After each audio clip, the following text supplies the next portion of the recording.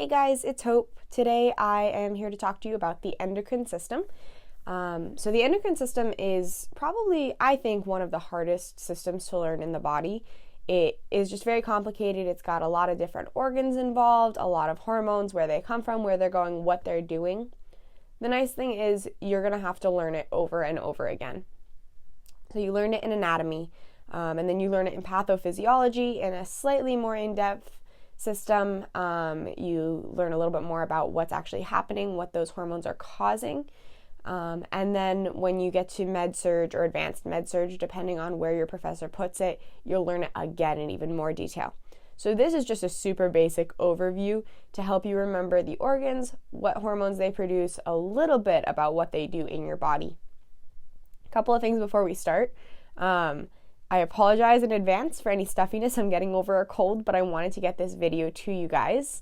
Also, my whiteboard that I used was a little bit smudgy at times, so forgive any messiness on the board, but I did my best to kind of lay it out in a way that'll be easy to see and easy to remember.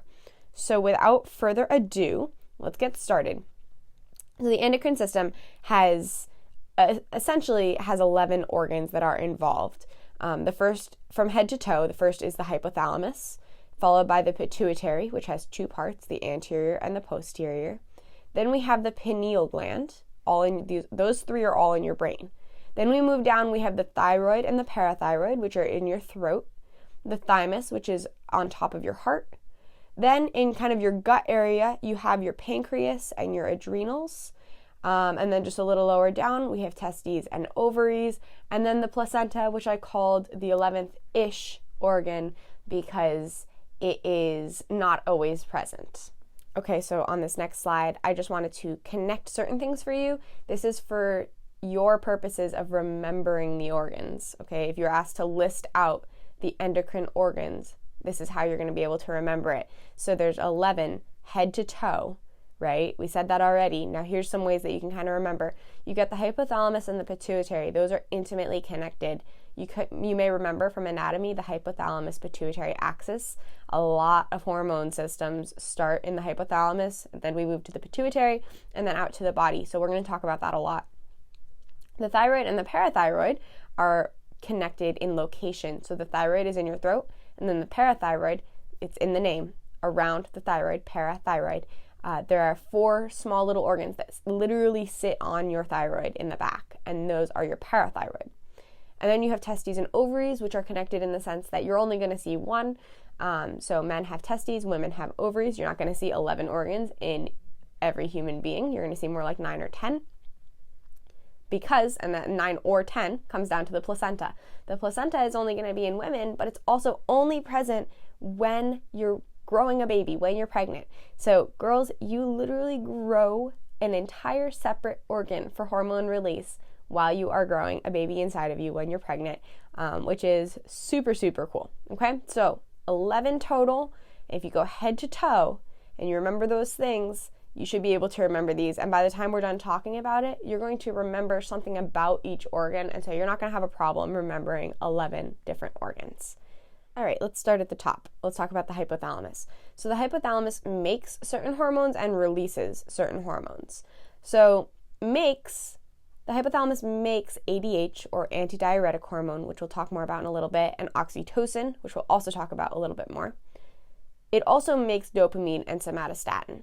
But I have the dopamine and the somatostatin set aside because those are a little bit more important to talk about as hormones that the hypothalamus releases. So again, the hypothalamus makes ADH and oxytocin, but it releases GHRH, or growth hormone releasing hormone, CRH, or corticotropin releasing hormone, TRH, or thyrotropin releasing hormone, dopamine, somatostatin, and gonadotropin releasing hormone, or GnRH. So you may notice a trend here. It releases hormones, and a lot of those hormones have releases in the name. That's going to be super important when we move on to the next organ, which is the pituitary. So the pituitary has 2 parts. There's the posterior pituitary and the anterior pituitary. I always like to start with the posterior because it's a lot simpler. The posterior pituitary releases two hormones, and they're the two that the hypothalamus makes. We've got our antidiuretic hormone and we've got our oxytocin. So antidiuretic hormone is exactly what it sounds like. It's an anti-peeing hormone. Diuretic, right, talks about voiding or emptying your bladder. So if you are releasing antidiuretic hormone, you're going to be retaining water. You're not going to be diuresing. Oxytocin is a hormone that is released and impacts a woman's uterus and her breasts. So it's all the part of the same system. It's one of the classic positive feedback loops that we talk about in anatomy. It causes uterine contractions during labor and postpartum period, and it causes a milk letdown for breastfeeding. Okay, so that one is super cool. As a labor and delivery nurse, I work with Pitocin a lot. Pitocin is just simply a synthetic version of oxytocin. We give it to induce labor and also to make sure that the uterus clamps down after delivery to reduce bleeding. And then what we'll see is women who breastfeed will actually feel cramps because that is all the same system. So they get a milk letdown response, and that actually stimulates that oxytocin when they're breastfeeding, and that oxytocin causes cramps at the same time, which is why breastfeeding is so good for a woman, because it helps, one of the reasons, many reasons, but one of the reasons is it helps her uterus to return to normal size because she cramps, her uterus contracts while she's breastfeeding. It's all part of that same system. The anterior pituitary is really where we see that hypothalamus pituitary axis. So look up at hypothalamus. Our first one is growth hormone releasing hormone. The anterior pituitary releases growth hormone. Go back up to the hypothalamus. The hypothalamus releases corticotropin releasing hormone. Well, the anterior pituitary releases adrenocorticotropic hormone. Go back up to hypothalamus, thyrotropin releasing hormone. The pituitary in the anterior releases thyroid stimulating hormone.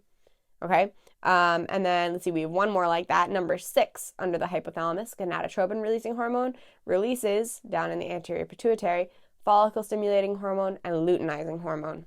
Now, really quick, I just want to jump back up and talk about the hypothalamus for another second. I forgot to talk about dopamine and somatostatin. Dopamine is one of your feel-good hormones, okay? It is made by the hypothalamus and released by the hypothalamus.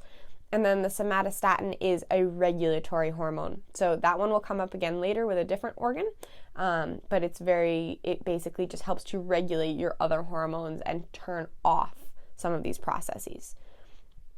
And then going back down to the anterior pituitary, the last one that we haven't talked about yet is prolactin.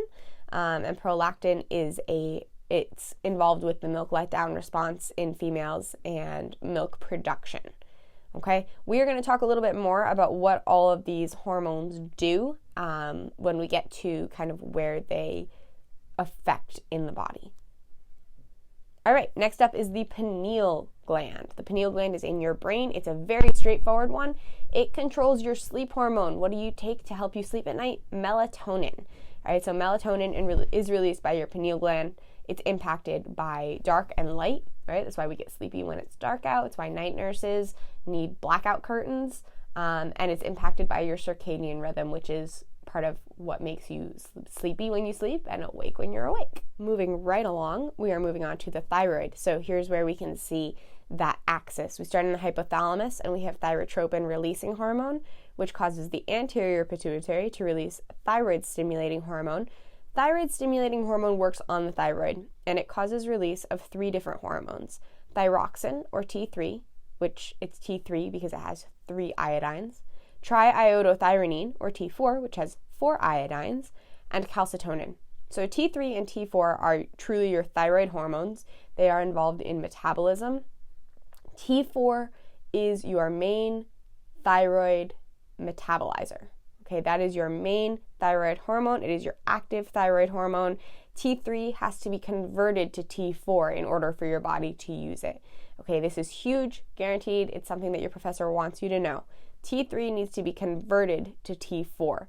So people who have low T4 are going to have hypothyroidism. People who have low T3 will also have hypothyroidism, but that's a little less common. Typically, you see the problem in the T4. However, if you have someone who has hypothyroidism, we've been treating it and nothing's been working, even though their levels for T4 look like they're good, but they're still having symptoms of hypothyroidism, you need to start looking at their T3. There may be a reason to check out their T3. That might be what's low. Now, when you have hyperthyroidism, let's say, the issue could be in one of two places. The issue could be in the anterior pituitary, or the issue could be in the thyroid. So depending on where the issue is, that's going to dictate what you see in your labs. So if you have hyperthyroidism, and the issue is in your anterior pituitary, you're going to see an elevated TSH and an elevated T3 and T4, specifically T4, because that's what we look at first, right? Because T4 is your active thyroid hormone. So TSH is up, stimulating the body to release T4, and it just keeps going. There's no turn off involved. You just keep releasing TSH and you keep releasing T4. If the problem is in your thyroid, however, you're going to see a low TSH, because your body's actually trying to turn off your T4.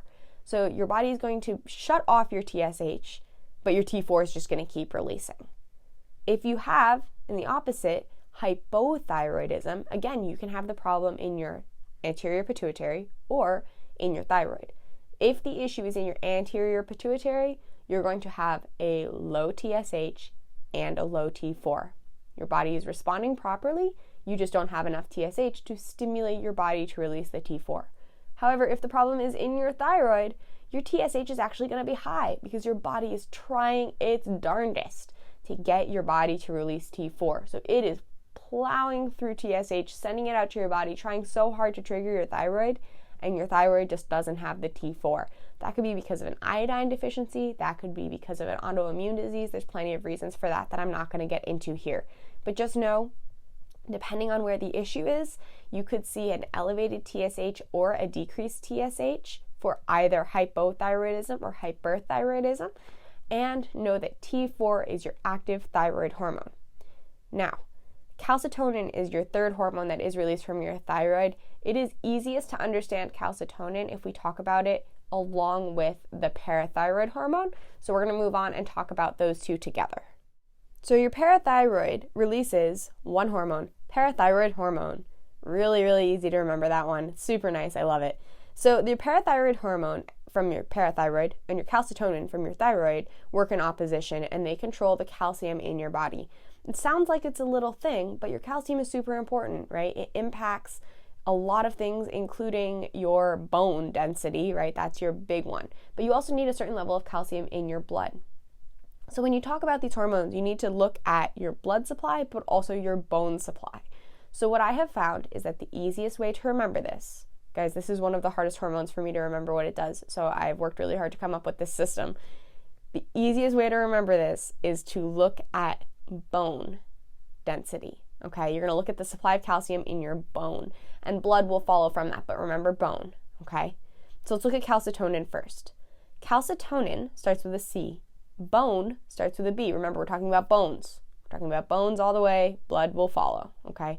So calcitonin and bones. We've got B and C. Those are next to each other in the alphabet. They like to be with each other, so they're going to move in the same direction, calcitonin and bones, okay?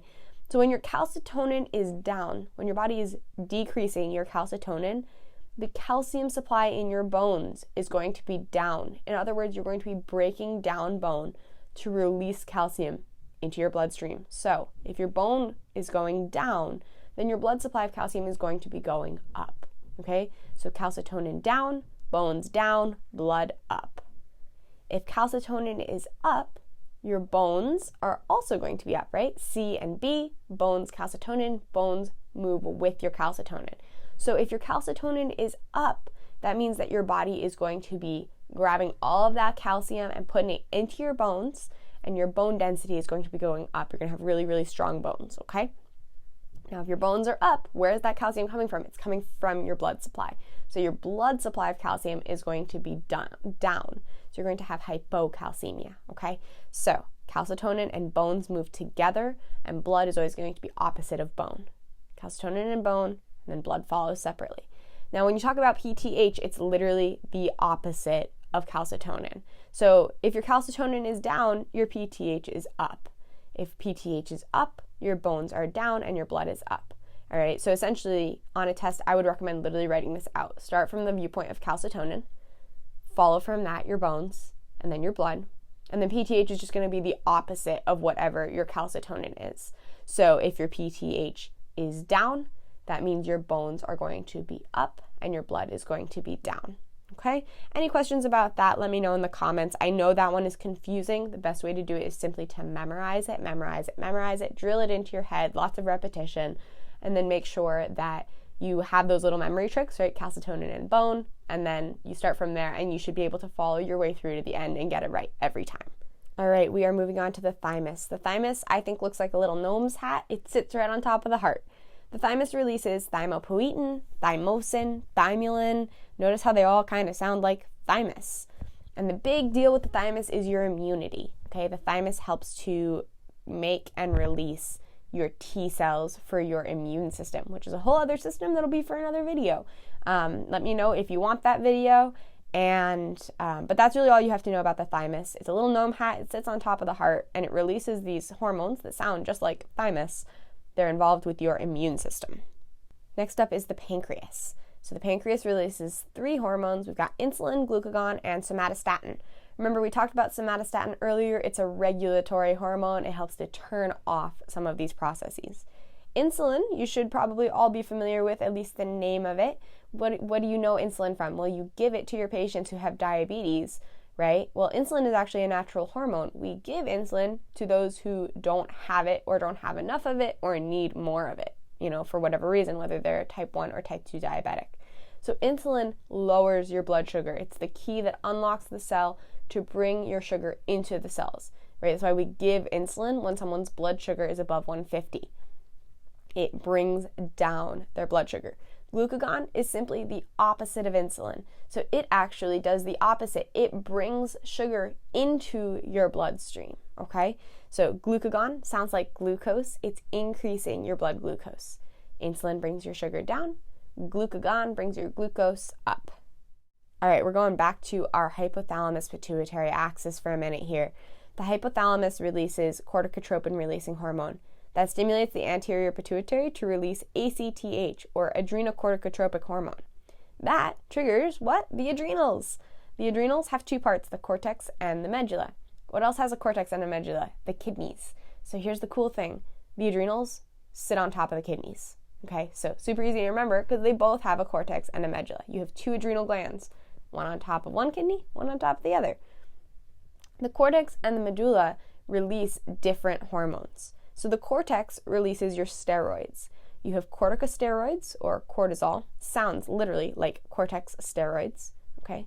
Cortisol, which controls your glucose also, right? It's your stress response. So if you are stressed out, you're going to have a higher cortisol release. You're going to gain weight. You're going to kind of retain all that sugar because your body knows you need it. Then you have your mineralocorticoids or aldosterone. You may remember aldosterone from the RAS system, renin-angiotensin aldosterone system. It's hard to say. That is involved with sodium retention. And sodium, or sodium chloride, right, if you think about it in terms of salt, is a mineral. So it's a mineralocorticoid. It's a hormone that is going to retain salt to help you retain water. And then you have your sex hormones, so your 6 steroids, your androgens and your estrogens. So you've got testosterone, estrogen, and progesterone that all come from your cortex. Then you have the medulla. So that one simply releases epinephrine and norepinephrine, which are also known as adrenaline. Right? Those stimulate your sympathetic nervous system. It's your fight or flight response. You are going to have a faster heartbeat. You're going to have a higher blood pressure, right? Your body is putting you into a mode where you can run and fight and protect yourself. Okay, folks, we're almost there. We're still on that hypothalamus anterior pituitary axis.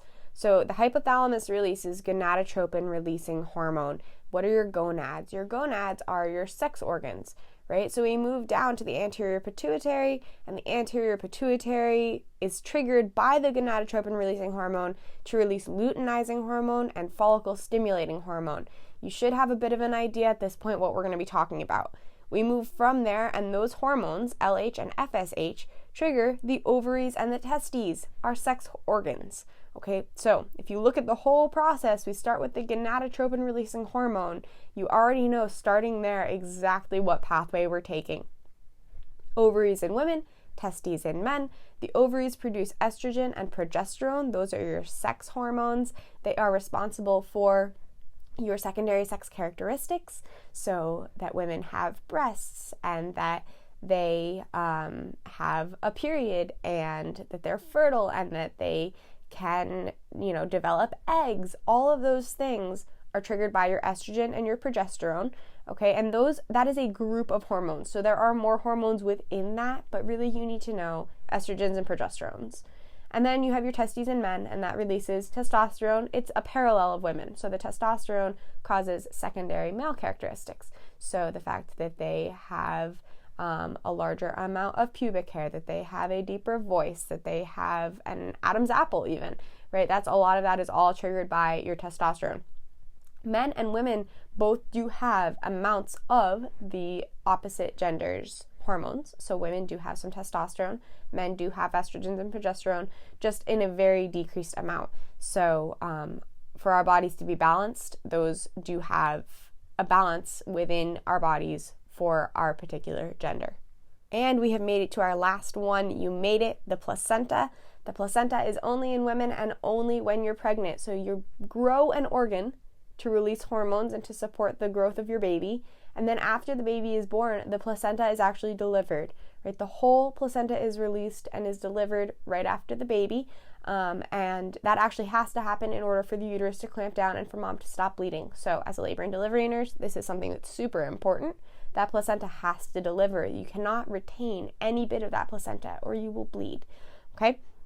So what does the placenta do? Well, it releases hormones, which are extremely important for the development of the baby, the development of the pregnancy, the sustaining of the pregnancy, and ultimately labor and delivery. The biggest one that you need to know about is HCG, or human chorionic gonadotropin hormone. HCG is your pregnancy hormone. When a girl takes a pregnancy test, that's what it's looking for. HCG is what you look for to determine if you're pregnant or not. The placenta also releases other hormones, though. It releases estrogens and progesterones and lots of other hormones. But the big one you got to know is that HCG, it comes almost entirely from the placenta. You really don't see it any other time. That's what we look for to tell you if a woman is pregnant. All right, you made it. That is the hormone system. There's a lot of them. There's a lot going on here. I'm sorry that it's a long video, but I hope that this gave you a good overview. You can come back, watch this in parts, share this with your friends if it was helpful. Definitely be patient with yourself. This is a system that I had to learn over and over again in school, and a little bit more of it sticks every time. So don't get discouraged. Keep working at it. To be honest, I still had to look stuff up this time because it's not all relevant for your work every day. And so your mind will sift through and will choose what it has to hold on to. But while you're in school, you need to know it. So take your time, get through it, look at those pathways, reason through it, memorize less and understand more, okay? There are some things in here you got to memorize, but hopefully more of it you can understand and reason through. All right, so I hope this was helpful, and let me know what you'd like to see in the future. There is hope for you in nursing school. Yes, that's right. I just gave a play on my name again. All right. Have a great rest of your day. Bye.